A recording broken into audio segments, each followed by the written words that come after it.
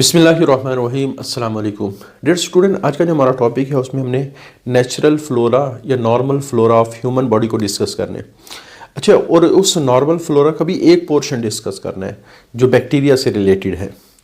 तो सबसे पहले देखना यह है कि फ्लोरा कहते हैं किसको है। फ्लोरा एक लैटिन वर्ड है और लैटिन में फ्लोरा प्लांट के लिए हम वर्ड इस्तेमाल करते हैं। तो आमतौर पर जितने भी प्लांट हैं वो सारे के सारे फ्लोरा कहलाते हैं। इसी तरह वो माइक्रो ऑर्गेनिज्म जो ह्यूमन बॉडी में रहते हैं और ह्यूमन बॉडी को बहुत सारे बेनिफिट प्रोवाइड करते हैं, उनमें से ज़्यादातर का ताल्लुक प्लांट की तरह के ऑर्गेनिज्म के साथ है और प्लांट की तरह के वो ऑर्गेनिज्म जिनके पास सेल वॉल होती है। तो इस वजह से उनके लिए भी बाज़ दफ़ा हम फ्लोरा का वर्ड इस्तेमाल कर देते हैं। यानी एक ह्यूमन बॉडी में या किसी एनिमल की बॉडी में नेचुरली कुछ माइक्रो ऑर्गेनिज्म पाए जाते हैं। ज़्यादातर उनमें वो है जिनके पास सेल वॉल होती है और प्लांट के पास भी सेल वॉल होती है, तो उनके लिए भी हम वर्ड फ्लोरा का इस्तेमाल कर देते हैं। क्योंकि पुराने जो क्लासिफिकेशन होती थी ये जिसमें सारे ऑर्गेनिज्म को दो ग्रुप में डिवाइड किया गया था, एनिमल और प्लांट में। तो प्लांट में उन ऑर्गेनिज्म को रखा गया था जिनके पास सेल वॉल होती है। प्लांट सेल वॉल होती है, फंजाई सेल वॉल होती है, बैक्टीरिया सेल वॉल होती है, एल्गी सेल वॉल होती है। तो इन सारे ग्रुप को प्लांट के साथ रखा गया। तो इस वजह से बैक्टीरिया और फंजाई जैसे माइक्रो ऑर्गेनिज्म को जो ह्यूमन बॉडी और एनिमल बॉडी में रहते हैं उनके लिए भी हम फ्लोरा का वर्ड इस्तेमाल करते हैं। तो फ्लोरा कोई एक कैटेगरी के एनिमल नहीं है जो एनिमल्स की बॉडी में या ह्यूमंस की बॉडी में रहते हैं, बल्कि ये मिक्सचर ऑफ ऑर्गेनिज्म है। तो mixture of organism found regularly जो बाकायदगी से हमेशा पाए जाते हैं at anatomical site. Anatomical site body के इंटरनल स्ट्रक्चर की जो साइट्स होती हैं उनके लिए हम वर्ड इस्तेमाल करते हैं एनाटॉमिकल, यानी बॉडी के अंदर की तरफ कुछ माइक्रो ऑर्गेनिज्म नॉर्मली रहते हैं। ठीक है, एक है ना कि कुछ ऑर्गेनिज्म चले गए, उन्होंने हमारी बॉडी पे हमला किया, नहीं, वो लाजमी एग्जिस्ट करेंगे, बल्कि उनका ना होना बॉडी के लिए नुकसानदेह है। आमतौर पे इनकी लोकेशन की बात करते हैं। अच्छा, लोकेशन की बात, एक तो हमारी जो सरफेसेस हैं जितनी भी, जैसे फॉर एग्जांपल स्किन वगैरह, उस पर तो हर वक्त हज़ारों लाखों ऑर्गेनिज्म रह रहे हैं। ठीक है, लेकिन इसके अलावा जो हमारी इंटरनल सरफेसेस हैं, जैसे वो नालियाँ जिनसे ऐसी चीज़ें गुजरती हैं जो इन्वायरमेंट से आती हैं, जैसे हवा की नाली, ट्रेकिया, ब्रोंकाई, तो इसमें से हवा गुजरती है। हमारा डाइजेस्टिव सिस्टम, उससे फूड वगैरह गुजरता है। तो उनके अंदर की दीवारों को म्यूकस मेम्ब्रेन से कवर्ड किया गया ताकि अगर खुदा न खास्ता कोई इन्वायरमेंट से आई हुई चीज़ में कोई टॉक्सिक चीज़ हो तो वो दीवारों को नुकसान ना पहुंचाए। जैसे एक बंदा ऐसे इन्वायरमेंट में सांस लेता है जिसमें धुआं ज़्यादा हो तो वो सांस की नाली को, दीवारों को नुकसान पहुंचा सकता, तो म्यूकस मेम्ब्रेन उसको प्रोटेक्ट करती है। यानी आप ये समझ लें कि म्यूकस मेम्ब्रेन इंटरनल सरफेस बनाती है और स्किन बनाती है आउटर सरफेस, और ये दोनों चीज़ें आमतौर पे इन्वायरमेंटल जो सब्सटेंसेस हैं उनके साथ कांटेक्ट में होती हैं। और चूंकि ये इन्वायरमेंटल सब्सटेंसेस के साथ कांटेक्ट में होती है, अब जब हम एक दफ़ा सांस लेते हैं तो हज़ारों की तादाद में हमारे पास माइक्रो ऑर्गेनिज्म बॉडी के अंदर इंटर हो रहे होते हैं। अच्छा, उनमें से काफ़ी सारे ऑर्गेनिजम्स ये इन सरफेस टिश्यू के ऊपर कॉलोनियाँ बना के रहते हैं और नॉर्मली रहते हैं। ठीक है, बॉडी को नुकसान नहीं पहुंचाते। लेकिन जब हम हेल्दी एनिमल्स की बात करते हैं तो इन सरफेसेस के ऊपर तो ये फ्लोरा पाए जाते हैं। ठीक है, लेकिन जो इंटरनल स्ट्रक्चर है, डीप इंटरनल स्ट्रक्चर, जैसे हमारा ब्रेन है, हमारा हार्ट है, जो और इंटरनल जो टिश्यूज़ हैं ख़ासतौर पे जैसे मसल्स हैं और ब्लड है, उनके अंदर आमतौर पे ये ऑर्गेनिज्म नहीं जाते। तो जो मेन सरफेसेस हैं, चाहे वो इंटरनल हो या एक्सटर्नल हो, तो ये ऑर्गेनिज्म उन सरफेसेस पे पाए जाते हैं।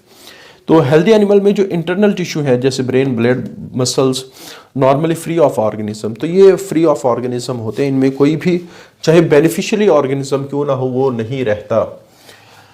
अच्छा, जो हमारी ह्यूमन बॉडी में ऑर्गेनिज्म, माइक्रो ऑर्गेनिज्म रहते हैं उनमें फंजाई के काफ़ी सारे मेंबर हैं, प्रोटिस्ट के काफ़ी सारे मेंबर हैं, और बैक्टीरिया है और मिथेनोजेनिक आर्ची है। लेकिन चूँकि हमारा जो टॉपिक है वो बैक्टीरिया से रिलेटेड है, इस वजह से इस चैप्टर के अंदर हम बैक्टीरिया को डिस्कस करेंगे। और इन सारे ग्रुप में जो बैक्टीरिया है, सबसे ज़्यादा बैक्टीरिया पाए जाते हैं और सबसे अहम भी बैक्टीरिया है। ठीक है, बैक्टीरिया न्यूमरस सबसे ज़्यादा है और ऑब्वियस सबसे अहम microbial component of normal flora. तो नॉर्मल फ्लोरा का माइक्रोबियल जो कंपोनेंट है यानी माइक्रो ऑर्गेनिज्म का जो ग्रुप नॉर्मल फ्लोरा बना रहा है, उसका जो बैक्टीरियल कंपोनेंट है वो सबसे ज़्यादा भी और सबसे अहम भी है। अब आ जाते हैं जो हमारे पास नॉर्मल फ्लोरा में बैक्टीरियल हिस्सा है।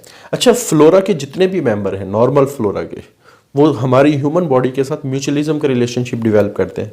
मतलब क्या कि हमारी बॉडी भी उनको बेनिफिट देगी और हमारी बॉडी उनसे बेनिफिट भी लेगी। तो association between human and normal flora is mutualistic. मिसाल के तौर पे बैक्टीरिया हमारी बॉडी से क्या लेते हैं, काफ़ी सारे न्यूट्रिएंट ले रहा होता है बैक्टीरिया, और एक इन्वायरमेंट, स्टेबल इन्वायरमेंट ले रहा होता है, क्योंकि जो चेंजेस हैं वो बैक्टीरिया के अपने लिए नुकसानदेह। हमारी बॉडी में एक स्टेबल इन्वायरमेंट है, क्योंकि होम्योस्टेसिस की वजह से हमारे बॉडी का इन्वायरमेंट क्या रहता है, हमेशा स्टेबल रहता है, और इसी तरह हमारी बॉडी का टेम्परेचर भी कांस्टेंट रहता है। तो जो भी चीज़ चेंज होने वाली होती है वो आमतौर पे ऑर्गेनिज्म के लिए ज़्यादा नुकसानदेह होती है। तो बैक्टीरिया को एक स्टेबल इन्वायरमेंट मिल जाता है, कांस्टेंट टेम्परेचर मिल जाता है, प्रोटेक्शन मिल जाती है, और बहुत सारी चीज़ों को बैक्टीरिया के पास ट्रांसपोर्ट किया जाता है। तो वो सारी चीज़ें आप कह सकते हैं बैक्टीरिया को मिल रही हैं ह्यूमन बॉडी के अंदर एक मखसूस जगह पर। इंसान क्या लेता है इन बैक्टीरिया से, तो उनको हम थोड़ा सा डिस्कस करेंगे कि इंसान को क्या क्या बेनिफिट मिलते हैं। सबसे पहले बहुत सारे वाइटामिन्स हमारे ये नॉर्मल फ्लोरा बना रहे हैं। जैसे मिसाल के तौर पे जो बैक्टीरिया एलिमेंट्री कैनाल यानी डाइजेस्टिव सिस्टम में रहते हैं वो वाइटामिन्स बनाते हैं, और ये बनाते तो विटामिन अपने लिए हैं, लेकिन वो चूँकि ज़्यादा क्वांटिटी में बनाते हैं इस वजह से वो फिर ह्यूमंस के लिए सिक्रीट भी, वैसे ह्यूमन के लिए एक्सक्रीट नहीं करते या सिक्रीट नहीं करते, वो ज़्यादा क्वांटिटी में बनाते, इस वजह से उनकी बाकी जो रिमेनिंग विटामिन है अपनी रिक्वायरमेंट को पूरा करने के बाद वो फिर रिलीज़ करते हैं, और वो विटामिन फिर इंसान के ब्लड में आते हैं। और डाइजेस्टिव सिस्टम से ब्लड में आना ये एब्जॉर्प्शन कहलाता है। तो ये विटामिन को क्यों एक्सक्रीट करते हैं, हालांकि विटामिन इनकी अपनी ज़रूरत के मालिक्यूल्स हैं, क्योंकि दे प्रोड्यूस इन एक्सेस, क्योंकि ये हमेशा एक्सेस में होते हैं, ज़रूरत से ज़्यादा होते हैं। ठीक है, जब विटामिन्स ये एक्सक्रीट करते हैं from alimentary canal, vitamins are absorb, तो ये ब्लड में आते हैं and distributed in the body, body में डिस्ट्रीब्यूट होते हैं। मिसाल के तौर पे जो इंटेरिक से मुराद इंटेस्टाइन के जो बैक्टीरिया होते हैं वो विटामिन के और विटामिन B12 बनाते हैं जो हमारे ब्लड में आते हैं, और ये बहुत सारे फंक्शन के लिए ज़रूरी हैं। जैसे मिसाल के तौर पे विटामिन के हमारे जो ब्लड के क्लॉटिंग फैक्टर्स हैं, जिन्होंने ब्लड को क्लॉट करना है आफ्टर इंजरी, उस क्लॉटिंग फैक्टर को बनाने में इनका मेजर रोल है। ठीक है, इस वजह से जब एंटीबायोटिक कोई बंदा इस्तेमाल करता है तो ये बैक्टीरिया भी मर जाते हैं, और इन बैक्टीरिया की मरने की वजह से ब्लड के प्रॉब्लम आना शुरू हो जाते हैं। तो इस वजह से ज़्यादा देर एंटीबायोटिक खाना ब्लड को ख़राब करने के लिए भी काफ़ी है। अच्छा, दूसरी चीज़, ये बैक्टीरिया हमारी बॉडी में रह रहे हैं, ठीक है, और हंसी खुशी रह रहे हैं, क्योंकि हमारी बॉडी उनको फ़ायदा पहुंचा रही है, ये बॉडी को फ़ायदा पहुंचा रहे हैं, दोनों हंसी खुशी ज़िंदगी गुजार रहे हैं। क्लियर। लेकिन कोई बाहर से नया बैक्टीरिया, नया पैथोजिन आता है और वो चाहता है कि ये वाले जो बैक्टीरिया हैं इनको हटा के और वहाँ जाके वो रहे, तो जाहिर बात है ये अपनी जगह को तो नहीं छोड़ेंगे, क्योंकि उनको वहाँ बैठे बैठे न्यूट्रिएंट मिल रहे हैं, जगह मिली हुई है रहने के लिए, तो वो उन पर हमला करेंगे। अच्छा, उन पर जब हमला करेंगे तो जाहिर बात है काफ़ी सारे बैक्टीरिया उस हमले में जो नुकसानदेह बैक्टीरिया थे ख़ास तौर पे वो हो सकते हैं मर भी जाए, कुछ हमारी बॉडी मार देगी। यानी एक दुश्मन उस पर दो हमला करने वाले, तो ऑटोमेटिकली उस दुश्मन के हलाक होने के जो चांस है वो बढ़ जाएंगे, उसके किल होने के चांसेस बढ़ जाएंगे। आगे ये दो तरह से उस ऑर्गेनिज्म को नुकसान पहुंचाते हैं। पहली चीज़, उसको न्यूट्रिएंट हासिल नहीं करने देते, उसको अटैच नहीं होने देते। जैसे मिसाल के तौर पे हमारे पास एक बैक्टीरिया है लैक्टोबैसिलस, हमारे इंटेस्टाइन में रहता है, वो हमारी इंटेस्टाइन की दीवारों के साथ चिपका हुआ होता है। इसी तरह एक बैक्टीरिया है जिसका नाम है साल्मोनेला, और ये फूड पॉइजनिंग का बैक्टीरिया, अगर फूड के साथ ये आ जाए ना तो उससे फूड पॉइजनिंग और सीवियर किस्म की बाद दफ़ा फूड पॉइजनिंग होती है। तो ये जो लैक्टोबैसिलस है ये इस साल्मोनेला को चिपकने नहीं देता, उसको न्यूट्रिएंट हासिल करने नहीं देता, जिसकी वजह से साल्मोनेला का जो इन्फेक्शन करने का चांस है वो कम हो जाता है। तो यही बात लिखी गई है कि ये बैक्टीरिया चूँकि हमारी बॉडी में हंसी खुशी ज़िंदगी गुजार रहे हैं, अगर कोई पैथोजिन आ भी जाता है तो ये पैथोजिन के साथ मुकाबला करेंगे, ठीक है, अटैचमेंट के लिए मुकाबला करेंगे, यानी उनको अटैच नहीं होने देंगे, खुद अटैच रहेंगे, न्यूट्रिएंट के लिए मुकाबला करेंगे, तो उनको हमारी जिस्म में रहने नहीं देंगे। ठीक है, तो जब पैथोजिन्स को ये बैक्टीरिया भी ख़राब कर रहे हैं और हमारा इम्यूनिटी सिस्टम भी इनको मारने के चक्कर में है, तो ओवरऑल इनके जो चांसेस होंगे लेस हो जाएंगे इंटरिंग द बॉडी टिश्यू के। वो आसानी से बॉडी के जो टिश्यूज़ हैं जिनमें जाके इन्होंने इन्फेक्शन काज करना है या इन्होंने उस टिश्यू को ख़राब करना है, तो उनका चांस कम हो जाएगा।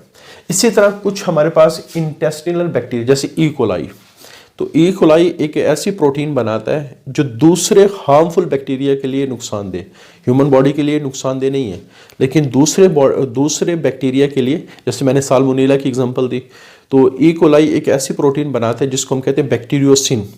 ये एक ऐसी प्रोटीन है जो साल्मोनेला के लिए नुकसानदेह है। तो इस तरह तो ये बात लिखी गई इंटेस्टिनल बैक्टीरिया, कुछ इंटेस्टिनल बैक्टीरिया ऐसे प्रोड्यूस सब्सटेंस, ऐसी सब्सटेंसेस को प्रोड्यूस करते हैं दैट इनहिबिट और किल द पैथोजन, जो हार्मफुल ऑर्गेनिज्म को इनहिबिट करेंगे, उनकी ग्रोथ को रोकेंगे और उनको बाज़ दफ़ा मारेंगे भी सही।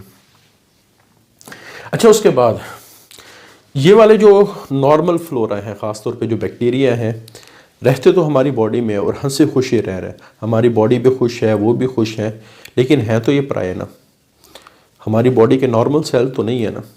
तो हो सकता है आज ये फ़ायदेमंद हो, कल ये नुकसानदेह हो जाए।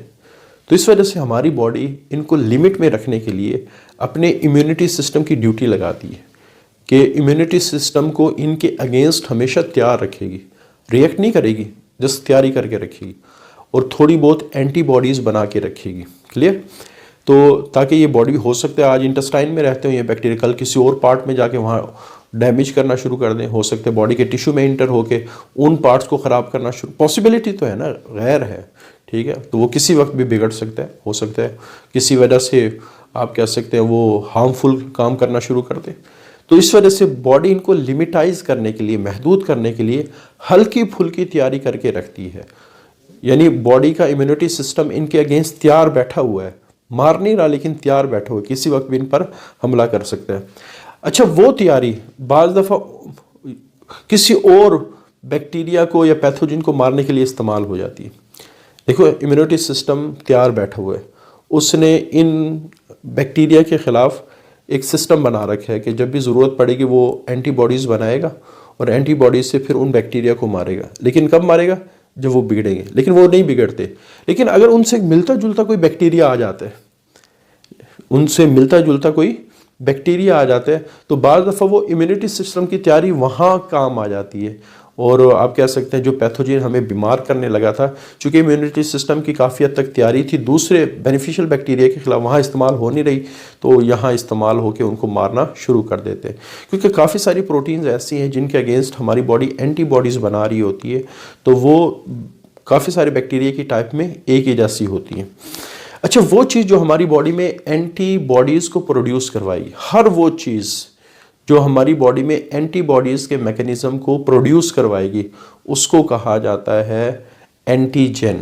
तो ये जो हमारे पास नॉर्मल फ्लोरा है, ये एंटीजन के तौर पे भी काम करते हैं और हमारी बॉडी उनके अगेंस्ट तैयारी करके रखती है, लेकिन वो ज़रूरत पड़ने पे इस्तेमाल करती है, नॉर्मली इनको ख़राब नहीं करती हमारी बॉडी, क्योंकि बॉडी समझती है ये उनके दोस्त हैं। तो normal flora behave as antigen, तो बॉडी इनको एंटीजन के तौर पे ही लेती है और इनके अगेंस्ट इम्यूनिटी का रिस्पांस भी डेवलप करके रखती है, लेकिन वो जो रिस्पांस होता है वो लो लेवल ऑफ एंटीबॉडीज़ की शक्ल में होती है। इतनी कम एंटीबॉडीज़ होती है कि इस नॉर्मल फ्लोरा को नुकसान नहीं होता।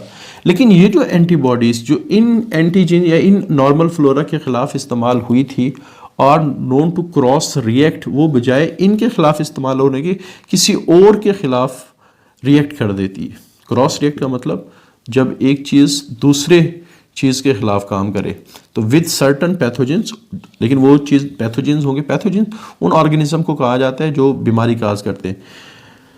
इस तरह हमारी बॉडी इन्फेक्शन और इन्वेजन से हमें बचा रही होती है। अच्छा, इन्फेक्शन और इन्वेजन में क्या फ़र्क होता है? इन्फेक्शन का मतलब होता है कि हमारी बॉडी में जर्म वगैरह इंटर हो रहे हैं, जैसे बैक्टीरिया हमारी बॉडी में इंटर हुआ तो ये इन्फेक्शन हो गया, ठीक है। अगर वो हमारे इंटरनल टिश्यूज़ में चले जाएं, हमारे मसल्स में चले जाएं, हमारे ठीक है स्टोमक के अंदर वाले टिश्यू में चले जाएं, तो ये इन्वेजन्स, यानी आप ये समझ लें कि पहले इन्फेक्शन होगा, बाद में इन्वेजन हो। इन्वेजन का मतलब है अटैक करना, तो एंट्री को इन्फेक्शन कहा जाता है और अटैक करने को इन्वेजन्स कहा जाते हैं। क्लियर? यानी क्योंकि बाद दफ़ा हमारी बॉडी में बैक्टीरिया तो होते हैं लेकिन हम बीमार नहीं होते, इन्फेक्शन तो होते लेकिन हम बीमार नहीं होते। लेकिन जब इन्वेजन होगा तो प्रोबेबिलिटी ये है कि 95% केसेस में हम बीमार होंगे। तो बैक्टीरिया की एंट्री इन्फेक्शन और बैक्टीरिया का अटैक इन्वेजन कहलाता है। तो ये हमारे पास आज का आर्टिकल है, बड़ा इंपॉर्टेंट आर्टिकल है, इसको अच्छी तरह तैयार करना। आज के लिए इतना ही, अल्लाह हाफिज़।